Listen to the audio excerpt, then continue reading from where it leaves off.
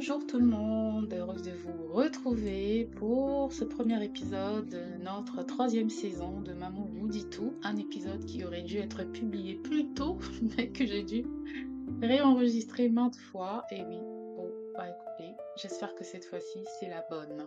Donc aujourd'hui, je voulais ouvrir le bal. Si vous le savez, si vous me lisez sur le blog, j'avais parlé de Jochebed, qui est la mère de Moïse, parce que nous sommes en train d'étudier sur le podcast Il est écrit. Nous étudions l'Exode. En tout cas, j'essaie de l'étudier, de partager avec vous. Ce ne sont pas des études hyper complexes, mais on essaie de redécouvrir ensemble le livre de l'Exode et de voir ce que nous pouvons tirer comme leçon. Et dans le livre de l'Exode, il y a différents personnages féminins. Il y a les sages femmes qui vont, je crois que c'est Poua et Shifra. Il y a la sœur de Moïse, la mère de Moïse, la fille de Pharaon. Et on commence par la mère de Moïse. Même si, dans l'ordre, ce n'est pas la mère de Moïse qui intervient en premier, mais ce sont plutôt les sages-femmes. Mais nous allons en discuter dans un prochain épisode. Voilà, donc si vous m'écoutez pour la première fois, je suis Lise, maman de 3 enfants, amoureuse de Christ, et aujourd'hui nous parlons de foi et de courage au travers de la vie de Jochebed. Donc je vous invite à aller lire le livre de l'Exode. Et d'abord, on sait que Jochebed, c'était la mère de Moïse, elle était épouse d'Amram, un lévite. Voilà, elle-même aussi était lévite. Et on nous dit dans Exode 6, 20, Amram prit pour femme Jochebed, sa tante, et elle lui enfanta Aaron et Moïse. Amram vécut 137 ans. Alors, donc on nous dit que c'était la tante de son mari. Donc à première vue, c'est une formation un peu surprenante qui pourrait nous choquer aujourd'hui. Mais à l'époque, dans la société hébraïque, notamment avant la loi mosaïque, qui va intervenir plus tard, notamment qu'on va voir dans Lévitique au chapitre 18, où Dieu va établir comme des limites dans les relations entre des personnes de la même famille. Donc les restrictions par rapport au mariage vont intervenir un peu plus tard, mais à ce moment-là, il ne semblait pas que c'était quelque chose d'interdit, et donc il a épousé sa tante. Elle ne devait pas être plus vieille que lui. Il faut savoir que moi, par exemple, j'ai des oncles et des tantes du même âge ou moins âgés que moi. Donc c'est tout à fait possible. Donc ce type d'union dans un contexte familial étendu était parfois considéré comme un moyen de renforcer les liens familiaux et d'assurer la protection de l'héritage du clan. Ou tout simplement, parfois, les gens préféraient juste se marier entre personnes du même clan. Voilà, ils étaient tous les deux lévites. Voilà, donc je ne vais pas me tarder là-dessus. Et donc, Jochebed n'est pas toujours mentionnée. Il me semble que j'ai déjà évoqué peut-être une fois en passant. Elle a eu 3 enfants, on le sait. Moïse, le dernier. On a eu Myriam, qui est la sœur, et Aaron. Et Jochebed intervient dans le chapitre 2 d'Exode, il me semble, lorsque Pharaon a décrété la mise à mort des enfants nés mâles, des Hébreux, et elle doit protéger son fils. Et elle a dû prendre une décision vraiment très très importante. Dans Exode 2, des versets 1 à 3, on nous raconte ce moment clé. Un homme de la maison de Lévi avait pris pour femme une fille de Lévi. Cette femme devint enceinte et enfanta un fils. Voyant qu'il était beau, elle le cacha pendant 3 mois. Ne pouvant le cacher plus longtemps, elle prit une caisse de jonc qu'elle enduisit de bitume et de poix, et elle y mit l'enfant et le déposa parmi les roseaux sur le bord du fleuve. Donc c'est un passage qui nous met en lumière des aspects de Jochebed.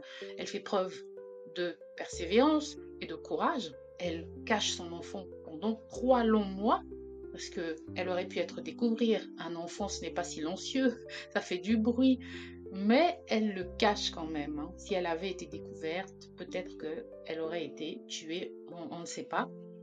Mais c'était une décision risquée qui aurait pu lui coûter peut-être la vie. Mais elle a préféré protéger son enfant. Et elle a fait totalement confiance à Dieu. Et ensuite, elle est ingénieuse et elle est stratégique. Hein.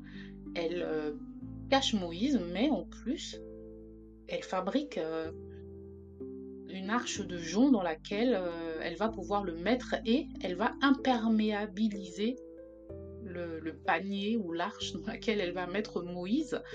Et elle ne va pas le mettre à n'importe quel endroit, mais à un endroit où non seulement il va être découvert, mais où également sa sœur va pouvoir le surveiller de loin.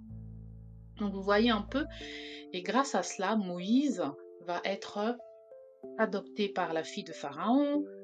Peut-être même qu'elle avait entendu dire que la fille de Pharaon avait bon cœur, parce que c'est quand même la fille de l'homme qui a décrété que les enfants mâles soient tués. Vous voyez ce que je veux dire? Donc peut-être qu'elle avait déjà fait ses enquêtes, on ne sait pas, ce n'est pas mentionné dans les Écritures. Mais une chose est sûre, c'est que ensuite, sa fille va parler à la fille de Pharaon et va ensuite faire en sorte que sa mère devienne, donc Jochébed, elle-même la nourrice de Moïse. Est-ce que ce n'est pas magnifique? Donc je vous encourage à aller lire le chapitre 2 du livre d'Exode pour lire cette magnifique histoire. Et on apprend beaucoup de choses dans l'histoire de Jochébed. Le courage face aux crises, c'est très important. Hein. Parfois, on est confronté à des situations où on n'a pas forcément les bonnes options, mais plutôt que de céder à la peur, nous devons agir avec foi et courage. Nous devons donc avoir une foi active et ne pas juste prier et attendre qu'un miracle nous tombe dessus. Parfois, nous devons être actrices de notre destinée. Nous devons faire des pas de foi.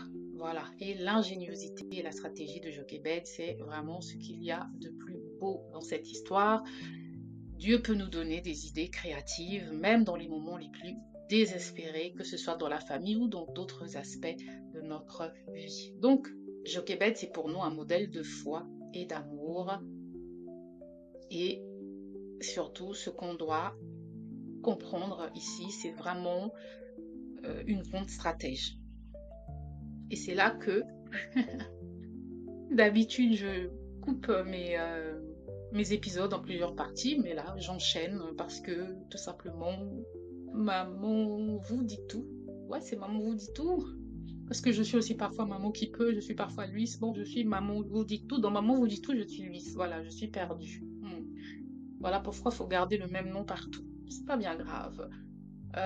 Voilà, pour des raisons pratiques et de temps et de gestion de mon temps, je vais dire, c'est plus facile pour moi d'enregistrer d'un coup et de ne plus faire de coupures. Voilà, c'est plus facile pour le montage.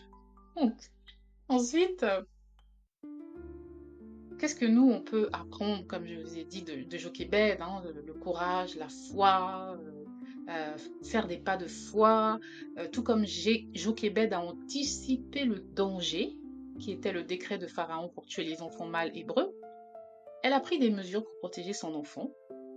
Nous aussi, dans nos vies, ou que ce soit dans nos familles ou dans notre travail, eh bien, nous devons prendre des décisions fermes et difficiles. D'accord? Donc là, Jochébed, elle aurait pu être découverte en cachant son enfant pendant 3 mois. Elle a pris un gros risque, hein, c'est presque un sacrifice, entre guillemets. Et nous, ça peut être de décider de quitter, par exemple, un lieu d'habitation. On habite un quartier où on a grandi, où nos parents y sont, nos amis y sont, mais on pourrait offrir mieux, par exemple, à nos enfants, mais on décide de rester là et de stagner, alors qu'on pourrait offrir mieux à nos enfants. Donc, parfois, on doit prendre la décision de s'éloigner pour aller vers de meilleurs horizons. C'est juste un exemple, d'accord? Donc, les étapes de la stratégie de Jochébed, enfin, je n'étais pas dans sa tête, j'imagine, hein, ce qu'on peut essayer en fait de décrypter là-dedans, c'est qu'on doit identifier d'abord le danger, que ce soit dans notre environnement, dans nos relations, dans notre travail, on doit identifier le danger. Jochébed, elle savait que son fils était en danger de mort à cause du décret de Pharaon. Et de la même manière, nous devons être capables d'identifier les menaces à temps. Hein, les entreprises le font très bien. Par rapport aux crises économiques. Par exemple, on a vécu le Covid, la crise du Covid. Et donc, je suppose que la majorité des entreprises ont établi des procédures de crise si on devait retomber dans le même cas de figure que le Covid, n'est-ce pas? On apprend les leçons de ce qu'on a vécu dans le passé. Voilà. Donc, ensuite, on prend des mesures préventives. Donc, elle a caché Moïse pendant 3 mois. Et nous aussi, on peut mettre en place des plans de continuité dans certains domaines de nos vies, que ce soit par exemple dans nos finances, en se disant que je vais épargner, parce que les temps, hein, c'est évident dans la période que nous vivons, avec la hausse des prix qui est constante, que les temps vont devenir difficiles, parce que les revenus des foyers ne vont pas forcément en corrélation avec la hausse des prix que nous observons dans nos sociétés. Donc, on doit prendre des mesures préventives. Il faut créer une solution, trouver une solution. D'accord? Quand elle n'était plus capable de cacher Moïse parce qu'il grandissait, elle a conçu une solution innovante. Elle a fabriqué une arche pour le protéger et l'a déposée dans le Nil. Donc, dans nos vies, par exemple, pour une entreprise, elle va adopter une approche audacieuse et innovante pour surmonter une crise. Parce que là, vraiment, c'était une approche audacieuse. Qui va avoir le courage de prendre son bébé, mettre dans une arche et poser l'enfant dans l'eau, hein? Si j'étais l'amie de Jochebed, je lui dirais, non mais tu exagères, hein, garde ton enfant encore plus longtemps, parce que là tu prends vraiment des risques, hein. Et si la fille de Pharaon tue ton enfant, et si la fille de Pharaon n'était pas aussi sympa que tu as entendu, et si avant qu'il soit découvert, il arrive quelque chose de mal à l'enfant, et si il étouffe dans son panier, j'aurais trouvé 10 000 raisons à donner à Jochebed, hein, pour la dissuader. Mais elle avait confiance en Dieu, elle a osé. D'accord? Même après avoir mis Moïse dans l'arche, elle n'a pas complètement lâché prise, hein. Elle a envoyé sa sœur, la sœur de Moïse, surveiller de loin. Et de la même manière, nous aussi, nous devons toujours surveiller attentivement les impacts de nos stratégies et ajuster en temps réel. D'accord? Je vais vous raconter une histoire rapide parce que je ne connais pas les détails, j'ai juste entendu. Vous avez Apple dans les années 90. Dans les années 90, allez sur Internet, tapez Apple dans les années 90. Apple dans les années 90 a survécu. C'est un exemple de gestion de crise, hein.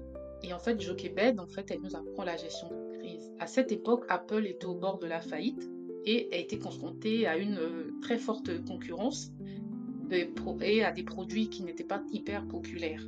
Et Steve Jobs va arriver, il va revenir dans l'entreprise, il va prendre des mesures audacieuses et il va réinventer un peu la marque.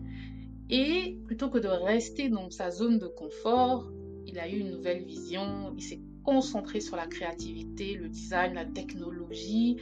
Et ça nous fait penser à Jochebed, hein. Elle a fait preuve d'audace. Parce que, sincèrement, 2024, je suis dans une ville, il y a des bombes partout. Qui va penser à mettre son enfant dans un panier? Il va mettre sur l'eau, que ce soit dans un lac ou dans un fleuve, et se dire mon enfant va être sauvé. Vous voyez, non? Il faut vraiment beaucoup d'audace et surtout il faut avoir confiance en Dieu et se dire que Dieu va agir. Donc, la stratégie de Jochebed, c'était quoi? L'anticipation, la prise de risque, mais calculée, beaucoup de créativité et une leçon pour nous les mamans dans tous les domaines de nos vies, c'est que nous ne devons pas paniquer en situation de crise, nous devons faire confiance à Dieu en identifiant le danger, en agissant de manière peut-être audacieuse, courageuse, innovante et avec foi. Nous devons faire confiance à Dieu, mais surtout, nous devons aussi prendre des décisions réfléchies. La décision de Jochebed était loin d'être une décision hâtive, hein. Elle a eu 3 longs mois pour y penser pendant qu'elle cachait son enfant. Elle devait forcément se demander comment je vais faire lorsque je ne pourrai plus le cacher. Voilà pour le partage d'aujourd'hui. Merci de m'avoir écouté et je vous dis à la prochaine fois pour un nouvel épisode de Maman vous dit tout. Ciao, ciao!